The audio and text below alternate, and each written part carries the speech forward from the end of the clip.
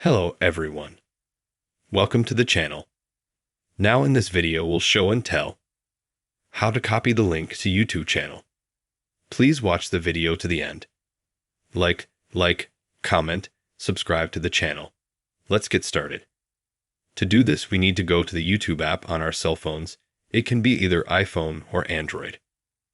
Once we've navigated, if we want to copy the link to our account, we click on our profile in the bottom right corner, or in the top corner. Click on it.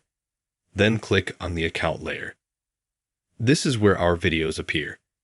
We click on the three dots in the upper right corner. And there's Share. Click on that. Copy link. Now we've been able to copy the link to our account. But if we want to copy the link to some other account, we click on Home. Find some video. Let's say we go like this and find this channel.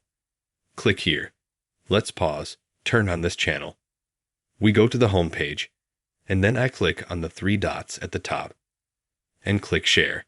Click Copy Link. After that, we were able to copy the link to the YouTube channel. If you liked and helped this video clip, you can like and subscribe to the channel. Thank you all who watched this video until the end. Goodbye.